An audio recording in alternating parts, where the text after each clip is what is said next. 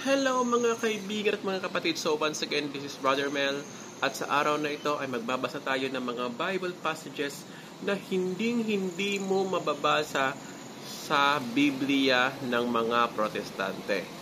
Gaya na lang nito. Okay. Ito ay nakasulat sa Sirach 9 verse 11. Ang nakasulat dito ay, "Do not envy the success of the sinner." Okay? Huwag kang mainggit sa mga success ng mga makasalanan. Okay? You do not know what his end will be. Hindi mo alam kung ano ang kahahantungan niya. Okay? Do not take pleasure in what pleases the godless. Okay, ito. Do not take pleasure in what pleases the godless. Okay? Remember that they will be punished before they die. Uulitin ko. Do not take pleasure in what pleases the godless. Remember that they will be punished before they die. So, yun lang, and God bless sa ating lahat. At merong nag-react sa post kong yon at ito ang sagot ko. Ito nagbasa kasi ako ng passage sa Catholic Bible sa Book of Sirach. At nag-react tong miyembro ng sulpot na sekta. Ang sabi niya, wala daw sa Biblia nila, yung binasa ko sa Sirach. Okay, so ito yan. Hindi ko problema kung kulang yung Biblia nyo. Okay? Kasi nga, yung Biblia nyo ay 66 books, yung Biblia namin ay 73 books. Kasi nga, yung original na Bible naman talaga ay 73. Meron niyang Deuterocanonical books at kabilang dito ang Book of Sirach.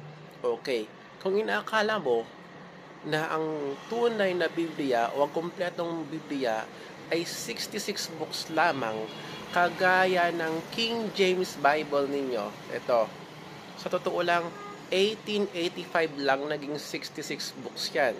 Kasi yung original King James Bible, kagaya ng King James Bible 1611 version, ay meron niyang Book of Sirach, na kagaya doon sa binasa ko.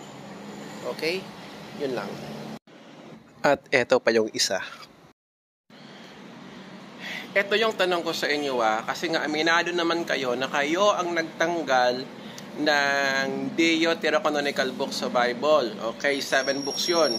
So yung tanong ko sa inyo, saan kayo kumuha ng karapatan para tanggalin ang mga books na yon sa Bible? Okay? Paano kayo nagkaroon ng karapatan na magtanggal ng mga books na yon kahit ni isang pastor nyo ay hindi nakasali doon sa council na bumuo ng Biblia? Okay? At sinabi mo pa na may turo ang nasa Book of Sirach na against sa 66 books. Okay, tanongin kita. Saan doon ang turo sa Sirach na against sa 66 books? Okay?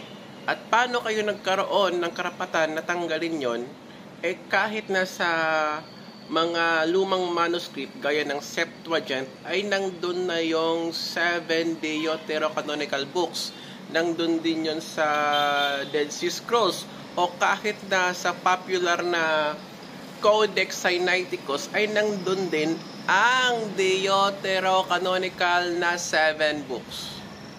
Yun lang.